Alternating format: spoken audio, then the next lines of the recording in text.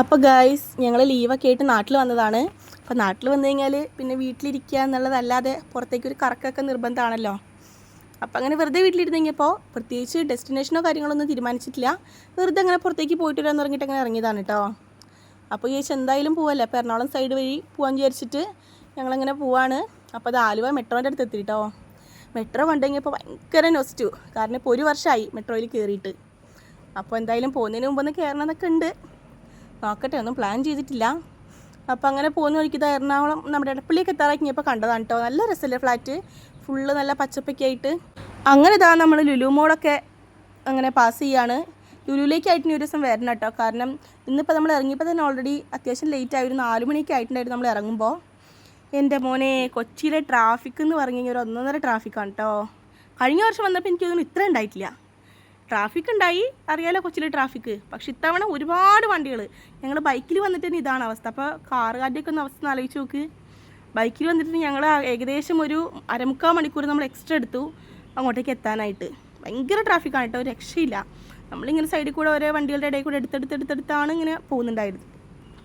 പിന്നെ ഗൈസ് പ്രത്യേകിച്ച് ലക്ഷ്യമൊന്നും ഇല്ലാണ്ട് നമ്മളങ്ങനെ വന്നിട്ട് മറൈൻ ഡ്രൈവിലെത്തി കേട്ടോ. ചെറുതായിട്ട് അപ്പോൾ ചെറുതായിട്ട് മഴയും ചാറുന്നുണ്ട്. വണ്ടിയിൽ ഇരുന്നിരുന്നെൻ്റെ ഉപ്പാട്ട് ഇളകി. അപ്പോൾ ഞാൻ വിചാരിച്ചു ഇവിടെ തന്നെ കുറച്ച് നേരം ഇരുന്നിട്ട് ഇനി അടുത്ത പ്ലാൻ ഇടാന്ന്. പോയി നോക്കാം. അപ്പോൾ പ്രത്യേകിച്ച് അങ്ങനെ ലക്ഷ്യങ്ങളൊന്നും ഇല്ലാണ്ട് ഞങ്ങളിങ്ങനെ നടക്കുകയാണ് കേട്ടോ. ഞങ്ങൾ വിചാരിച്ചു കുറച്ചങ്ങോട്ടേക്ക് നടന്ന ബ്രിഡ്ജൊക്കെ ഒന്ന് ക്രോസ് ചെയ്തിട്ട് അപ്പുറത്ത് പോയിട്ട് ഇരിക്കാൻ വിചാരിച്ചു. അപ്പോൾ ഇവിടെ ഇപ്പോൾ ഫുള്ള് ബോട്ടിംഗ് ആണ് കേട്ടോ. ഈ ബോട്ടുകളൊക്കെ പറഞ്ഞാൽ സ്പീഡ് ബോട്ട് കാര്യങ്ങൾ അങ്ങനെയൊക്കെ ആയിട്ട് പോകാൻ നിൽക്കുന്നതാണ്. അപ്പോൾ ബോട്ടിൻ്റെ ആൾക്കാർ ഞങ്ങളിങ്ങനെ കൺവിൻസ് ചെയ്യാൻ നോക്കുന്നുണ്ട് കേട്ടോ.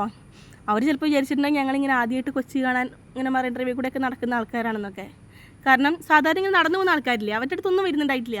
ഞങ്ങളെ കാണുമ്പോൾ എല്ലാവരും ഞങ്ങളുടെ അടുത്ത് വരികയാണ്. ചാർജ് 150, 200 എന്നൊക്കെ പറഞ്ഞിട്ട്. അതായത് അരമണിക്കൂറിലേക്ക് ഫുള്ളൊന്ന് കറങ്ങാനായിട്ട് 200 രൂപ, 150. നമ്മൾ പിന്നെ ഇതൊക്കെ ഇടയ്ക്കിടയ്ക്ക് പോകാറുള്ളതായതുകൊണ്ട് നമ്മൾ പിന്നെ അങ്ങനെ പോയിട്ടില്ല കേട്ടോ, ഇതിലൊന്നും കയറിയിട്ടില്ല.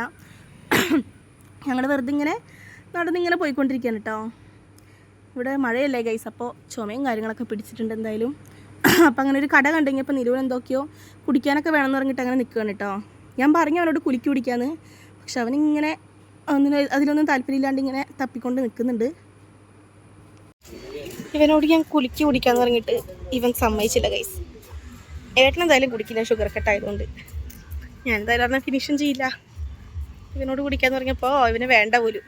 ഇവനതാ ഫ്രൂട്ടിയും കുടിച്ചിട്ട് കിടക്കുക. നിലു നിലു കണ്ടോ. ഇനി എൻ്റെ കുറച്ച് ഷോ ഓഫുകളാണ് കേട്ടോ. ചുമ്മാ നീല് ഫുള്ള് നെഗറ്റീവാണ് ഗൈസ്. ഞാൻ എവിടെ പോകാൻ അറിയാലോ സമ്മതിക്കുന്നില്ല. അവൻ ഏട്ടനെ കൂട്ടുപിടിച്ചിട്ട് ഇതൊക്കെ മുടക്കുക, ഒന്നിനെ സമ്മതിക്കുന്നില്ല. അങ്ങനെ ഞങ്ങൾ ആ ബ്രിഡ്ജിൻ്റെ മുകളിലെത്തിട്ടോ. അവിടെ ഇങ്ങനെ വെറുതെ നിൽക്കുമായിരുന്നു. ഇതാണ് ഗൈസ് കൊച്ചിക്കായൽ. കൊച്ചി പഴയ കൊച്ചിയല്ല. ഞങ്ങൾ വിചാരിച്ചു മഴയൊക്കെ പെയ്യുന്നു കേട്ടോ, പക്ഷേ എന്തോ നന്നായി മഴയൊന്നും പെയ്തിട്ടില്ല. പിന്നെ ഞങ്ങൾ ഇറങ്ങിയപ്പോൾ ലേറ്റ് ആയില്ല, അതുകൊണ്ട് അത്യാവശ്യം ചെറിയ രീതിക്ക് ഇരുട്ടൊക്കെ ഇങ്ങനെ വീണ് തുടങ്ങിയിട്ടുണ്ടായിരുന്നു. ഞങ്ങൾ പിന്നെ കുറച്ച് നേരം അതൊക്കെ കണ്ടിങ്ങനെ നിന്നു. അത് കഴിഞ്ഞ് ഞങ്ങളുടെ സ്ഥലത്ത് പോയി ഇരുന്നു കേട്ടോ.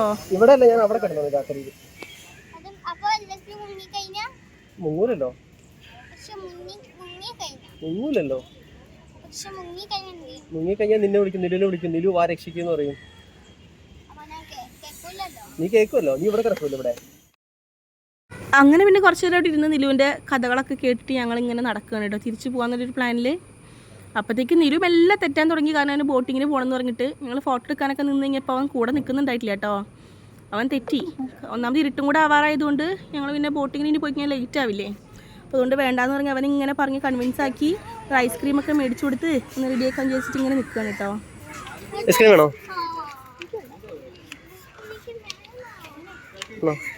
വേദന നോക്കി നോക്കൂ.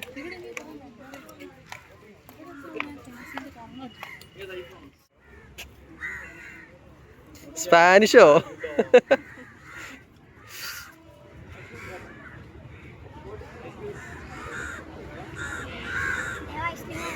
എങ്ങനെ ടേസ്റ്റ് എങ്ങനെയുണ്ട്? നീ നേരത്തെ എന്താ പറഞ്ഞ ചോക്ലേറ്റ് രസമുള്ളൂ അല്ലേ? ഇത് രസമില്ല എന്നല്ല പറഞ്ഞേ? നല്ല രസമല്ലേ? അങ്ങനെ ഐസ്ക്രീമൊക്കെ വാങ്ങിക്കൊടുത്ത് നിലുവിനൊരുവിധം കൺവിൻസ് ചെയ്തിട്ട് ഇരുത്തിയിട്ടുണ്ട് കേട്ടോ. ലെവലായി കൊടുക്കണം ദേവ്. നിനക്ക് വേണോ? അവൻ ഐസ്ക്രീം ഫുള്ള് താഴെ കളയാൻ നോക്കിയപ്പോൾ ഞാനൊന്ന് ലെവലാക്കിയതിൻ്റെ ഇതാണ് കേട്ടോ അവിടെ കണ്ടത് നേരത്തെ. പിന്നെ ഞാനിങ്ങനെ പണ്ടത്തെ ഐസ്ക്രീമിൻ്റെ ഓരോ കഥകളും കാര്യങ്ങളൊക്കെ ഇങ്ങനെ പറയാൻ ഏട്ടനോട്. ഇങ്ങനെയൊക്കെ വാങ്ങി കൊടുത്തിട്ടും ബോട്ടിങ്ങിന് കൊണ്ടുപോയില്ല പറഞ്ഞിട്ടതാ ഒരുത്തൻ തെറ്റി കിടക്കുകയാണ് ഗൈസ്. പിന്നെ പറഞ്ഞിട്ട് കേട്ടില്ല എൻ്റെ മോൻ. അപ്പോൾ അങ്ങനെ നമ്മളിതാ മറൈൻ ഡ്രൈവിൽ നിന്ന് ഇറങ്ങി. മഴ ആയതുകൊണ്ട് ഫുള്ള് ചെളിയും വെള്ളമൊക്കെയാണ് കേട്ടോ. ഇവിടെ പാർക്കിംഗ് ഗ്രൗണ്ടിൽ അവിടെ ഒന്നും കുഴപ്പമില്ല. നമ്മളിതാ വണ്ടി പാർക്ക് ചെയ്തെടുത്തേക്ക് നടക്കുകയാണ്. ഇനി അടുത്ത ഡെസ്റ്റിനേഷൻ പിടിക്കാം. ചിലപ്പോൾ വീട്ടിലേക്കായിരിക്കും കേട്ടോ. ഏട്ടന് എങ്ങോട്ടേലും പോകാം. അപ്പോൾ വീട്ടിലേക്കല്ല. അപ്പോൾ നമുക്ക് അടുത്ത സ്ഥലത്തേക്ക് പോവാം. ഓക്കെ, ഇത് നമ്മൾ തിരിച്ചു വരുമ്പോഴുള്ള കായലിൻ്റെ സൈഡിലൊരു വ്യൂ ആണ് കേട്ടോ. അവിടെ ഇരിക്കാനായിട്ട് ബെഞ്ചും കാര്യങ്ങളൊക്കെ അറേഞ്ച് ചെയ്തിട്ടുണ്ട്. ഞങ്ങളിനി അവിടെയൊന്നും നിന്നില്ല, നേരെ പിഴല പാലത്തിലേക്ക് പോയി. അവിടെ ചെറിയൊരു തട്ടുകടേൻ്റെ സെറ്റപ്പൊക്കെ ആയിട്ട് നല്ല രസമുണ്ട് കേട്ടോ ഇരിക്കാൻ അവിടെ പോയിട്ട്.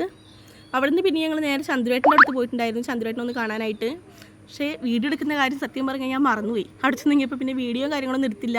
തിരിച്ച് വരുന്ന വഴിക്ക് നമ്മൾ ഫുഡൊക്കെ വാങ്ങിയിട്ടാണ് വന്നത്, പൊറോട്ടയും കറിയൊക്കെ വാങ്ങിയിട്ടാണ് വന്നത്. പക്ഷെ ഒന്നിൻ്റെയും വീഡിയോ എടുക്കാൻ പറ്റിയിട്ടില്ല. ലാസ്റ്റാണ് എനിക്ക് ഓർമ്മ വന്നത്. അപ്പോൾ എന്തായാലും അടുത്ത വീഡിയോ കാണുന്നവരേക്കും ബൈ ബൈ.